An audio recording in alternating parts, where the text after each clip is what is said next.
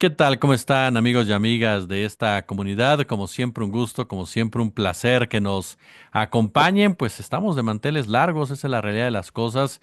Nos acompaña en esta ocasión el maestro Epigmenio Ibarra, un personaje que ustedes saben que en lo personal respeto y admiro muchísimo, para platicar de un tema que está ahí precisamente sobre la palestra, esta construcción narrativa de que México es un narcoestado, esta construcción narrativa que justifica en muchas ocasiones o intenta normalizar una intervención de los Estados Unidos, intenta convencernos de las bondades de los Estados Unidos y que nos muestra también la necesidad de consolidar, por supuesto, un frente alrededor de la figura de la doctora Claudia Sheinbaum. Pero ¿quién mejor para platicar con nosotros de esta construcción narrativa, de esta manipulación informativa que se da, que el querido Epigmenio Ibarra? Epigmenio, un verdadero honor recibirte en nuestra comunidad. ¿Cómo estás?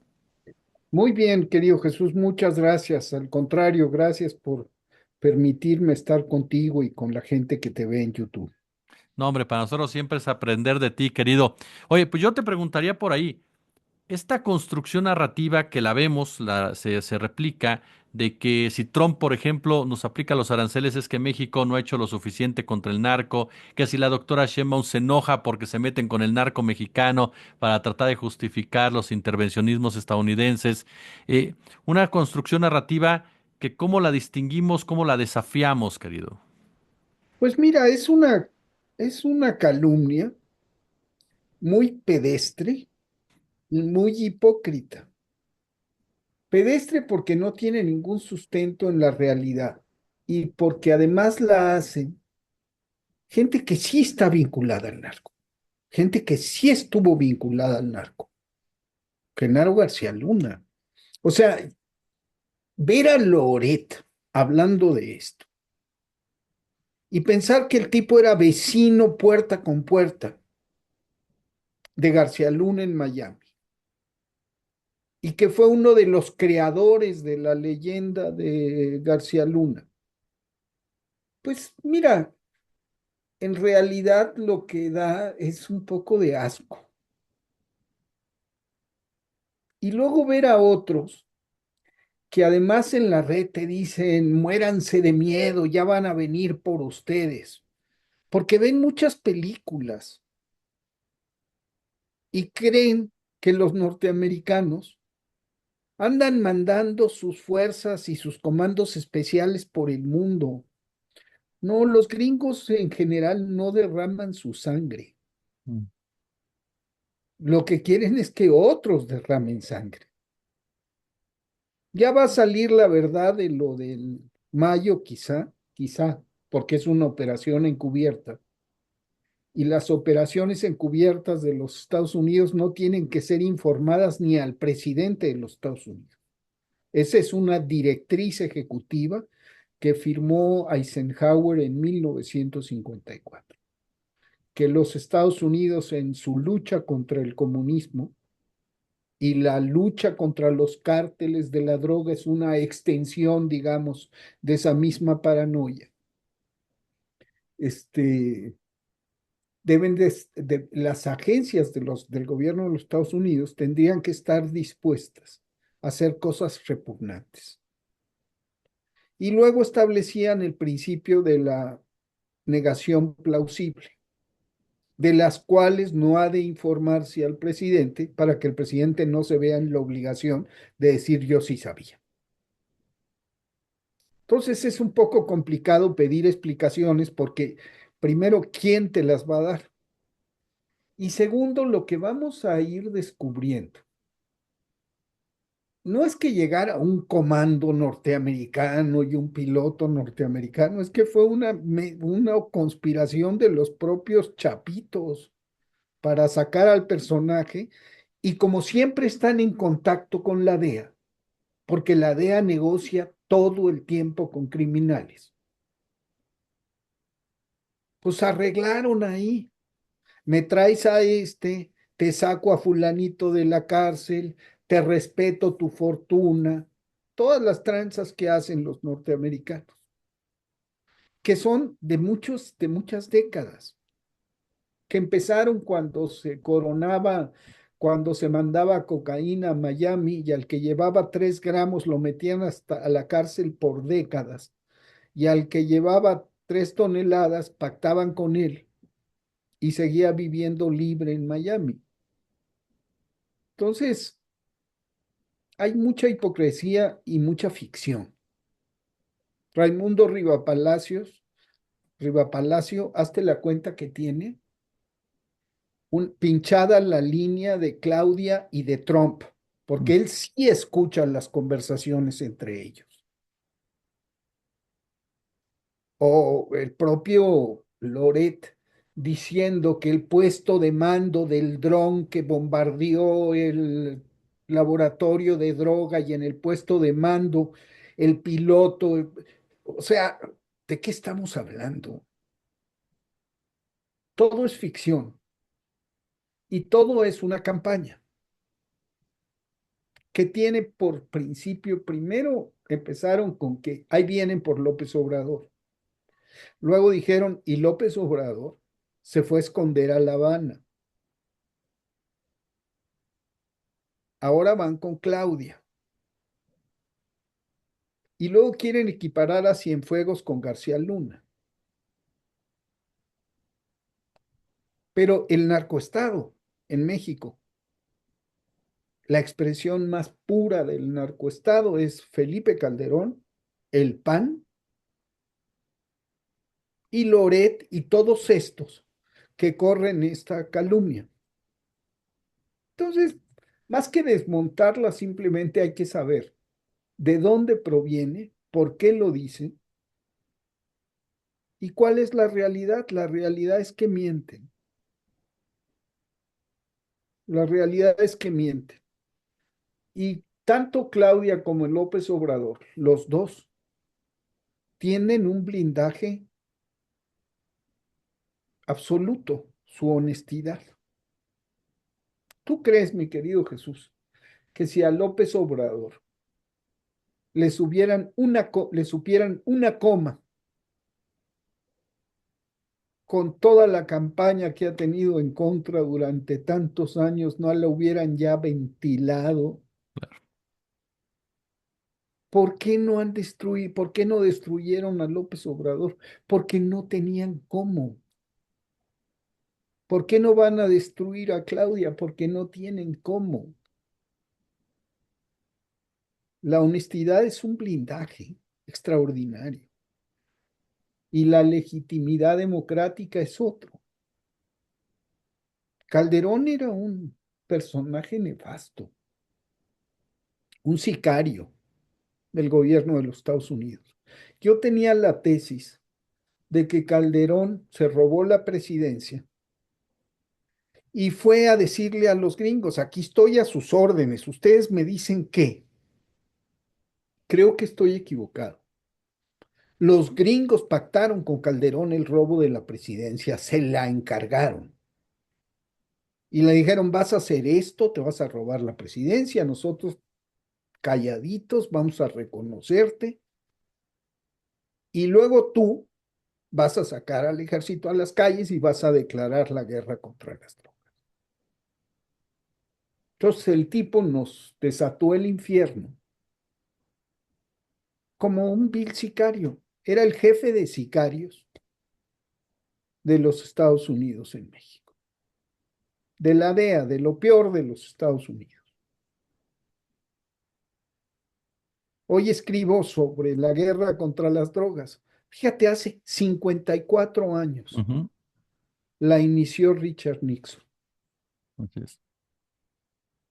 ¿Qué resultados ha tenido esta droga, esta guerra? Nunca ha dejado de entrar droga a los Estados Unidos. Nunca han dejado de pasar las armas y los dólares de los Estados Unidos para el sur. Los adictos, el número de adictos ha crecido exponencialmente. Los norteamericanos le venden armas al ejército, a los ejércitos de América Latina, y le venden armas a los narcos. Y esta venta de armas, por la ley una ley de la guerra que se llama de proporcionalidad de medios, lo que logra es que si a ti te vendo carros blindados, tanquetas, quiero decir, a ti te vendo fusiles para perforar blindaje. Si te doy helicópteros, a ti te doy rockets. Todavía no te doy misiles. No son misiles, son rockets. Son RPG-7. Y con esos puedes bajar un helicóptero si estás a una distancia apropiada, pero no tienen la complejidad de los misiles antiaéreos, tierra-aire. Pero se los dan. No les dan los otros porque son armas que venden muy caras y que mantienen bajo control porque sí pone en riesgo la aviación comercial. Pero si tú sacas un blindado, mi obligación es equiparar mi armamento con el tuyo. Entonces, ¿qué ha logrado la guerra de 54 años? Que mueran centenares de miles y quizá millones de personas en América Latina. Los gringos que han muerto en esta guerra los podemos contar con los dedos de dos manos, no son más de 10. Y del otro lado han muerto centenares de miles. ¿Qué otra cosa ha logrado? Que las bandas de contrabandistas folclóricos, que eran los narcos, Ujú. se volvieran casi ejércitos, casi porque no tienen doctrina, no tienen disciplina de fuego, no tienen principios, pero tienen armamento equiparable por esta ley de proporcionalidad de medios y porque tienen el mercado abierto a las Fuerzas Armadas y se volvieran además que los contrabandistas adquirieran carácter de combatientes. Entonces, y por otro lado, como mandan dinero todo el tiempo, que eso le asegurara al narco la capacidad de reposición de bajas, que es muy importante. Un ejército depende sustantivamente de tres cosas: de la logística que el narco tiene asegurada por los Estados Unidos, de la base social que tiene asegurada por el terror y de su capacidad de reposición de bajas que tiene asegurada por los dólares. Entonces, ¿qué han logrado los Estados Unidos con la guerra contra las drogas? Que nos matemos entre nosotros mientras ellos administran la matanza. Que siga entrando droga a su territorio porque la verdad, es que necesitan la droga. Es una herramienta de control social. No habría paz interna en los Estados Unidos sin droga. ¿Y qué otra cosa han logrado? Gobiernos débiles en América Latina. Es decir, es una herramienta de control doméstico y de sometimiento externo. Esa ha sido la guerra contra las drogas. Y los gobiernos prianistas han sido la expresión de esa debilidad estructural, porque están por un lado ligados al narco y por tanto son víctimas fáciles de extorsión. Todos tienen cola que le pisen. Si investigas cualquier fortuna de estos personajes, vas a topar con el narco. Claro. Y por el otro lado, pues se vuelven sicarios así, agentes de la CIA. Luis Echeverría era un agente de la CIA. Entonces, la narrativa esta insisto, pedestre e hipócrita. Y hay que desmontarla de un plumazo. ¿Qué es lo que hay que hacer con Loret? Ponerlo en mute. Y con el fantasioso este Riva Palacio, dejar de leerlo,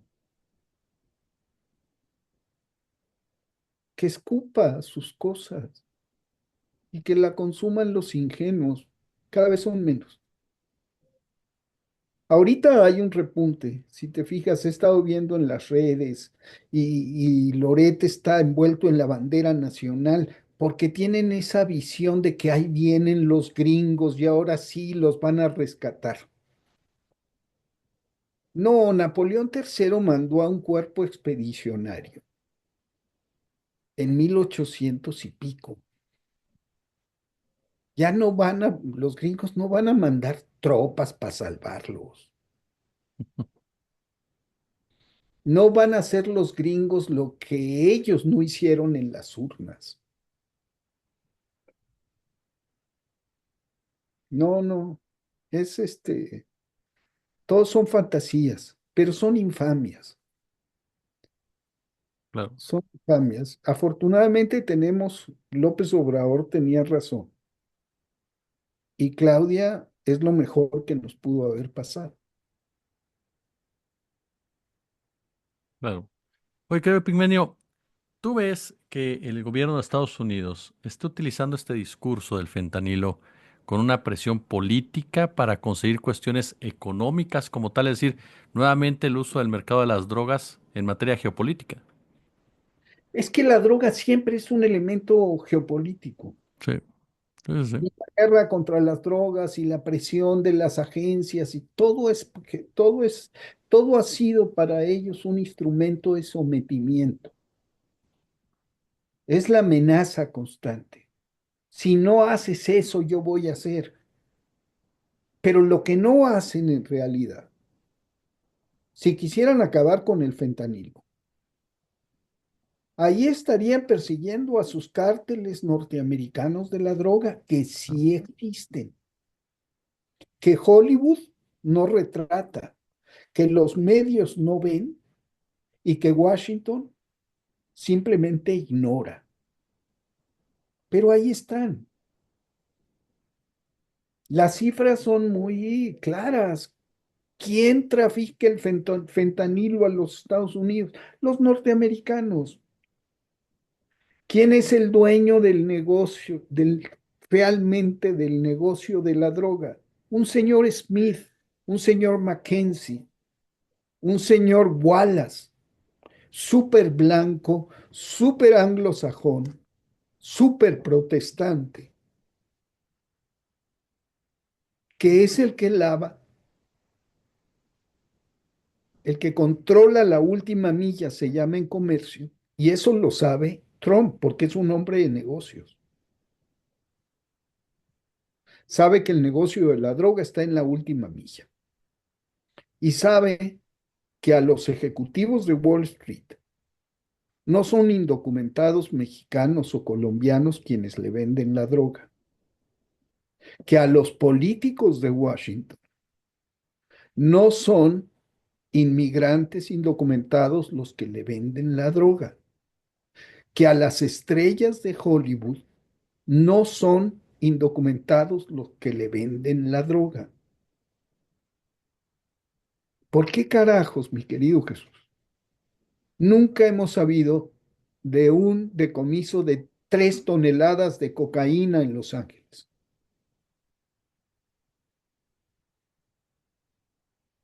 ¿Dónde está la bodega que abastece de droga a Nueva York, o a Chicago, o a Boston?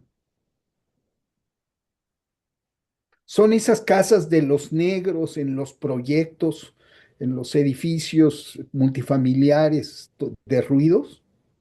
No, hay centros logísticos súper organizados. Se habla de la porosidad de la frontera. Dicen, vamos a poner tantos miles de hombres en la frontera. México acaba de poner 10,000 guardias nacionales, me parece una medida muy inteligente, sobre todo por la seguridad de quienes viven en la frontera. Fíjate, ujú, yo la veo más como una medida para preservar la seguridad de las y los mexicanos y como un gesto político, porque el problema de la frontera No es tanto que cruce la droga, sino cómo penetra. La línea es una zona de, no sé, 50 kilómetros, 25 kilómetros de profundidad. El problema es qué pasa después. ¿Por qué llegan las toneladas de droga a Nueva York, a Chicago, a Boston, a Milwaukee?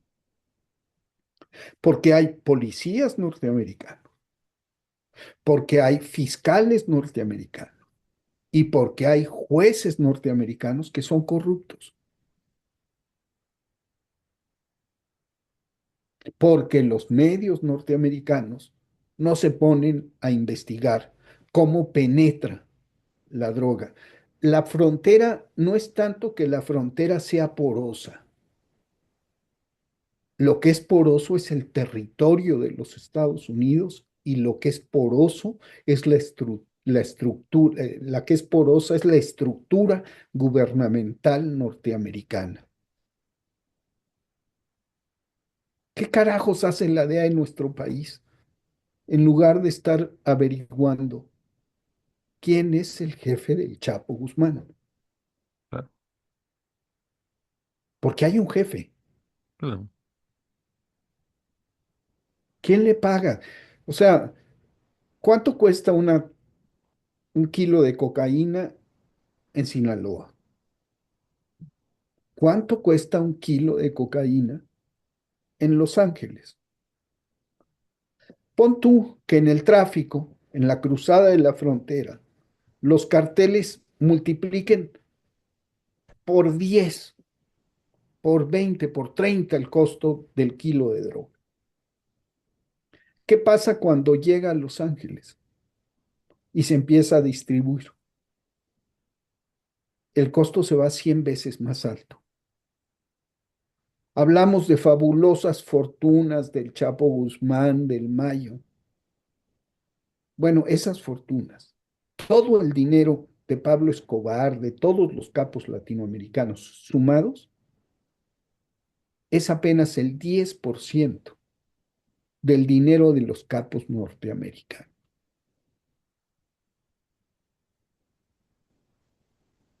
Apenas.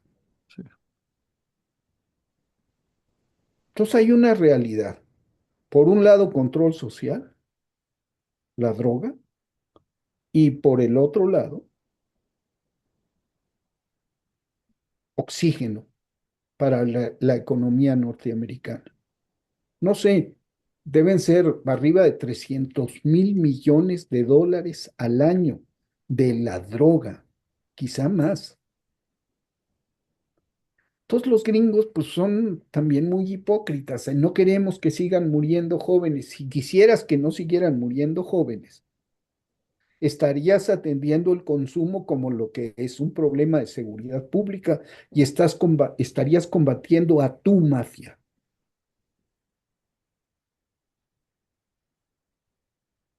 En estricto sentido, no quieren que acabe que se deje de consumir droga. En Vietnam, ellos experimentaron el LSD y luego ellos lo comercializaron en los Estados Unidos. En Vietnam, la CIA creó una aerolínea que se llamaba Air America, que se encargaba de sacar de Camboya y de Laos heroína. Y traficaba la CIA con heroína, con los señores de la guerra de Laos y de Camboya. En Centroamérica, para financiar las armas de la contra nicaragüense, la CIA mandaba aviones con armas y los regresaba con droga de Pablo Escobar. Aquí les metieron armas a los narcos diciendo que les iban a poner un chip.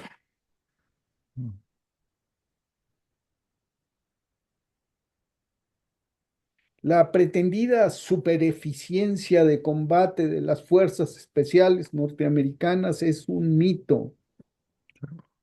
Esta cosa de que la DEA, los agentes de la DEA son héroes que capturan a los narcos, que es la serie de narcos de Netflix. Siempre hay un gringo que resuelve. Esa es la narrativa, fantasiosa de Hollywood e interesada. La realidad es muy distinta. Totalmente. Totalmente. Mi querido Pigmenio Ibarra, de verdad, yo te agradezco muchísimo estos minutos en los que nos permites aprender de ti y es un placer escucharte y platicar contigo. Al contrario, Jesús, a la orden, ya sabes que aquí estoy.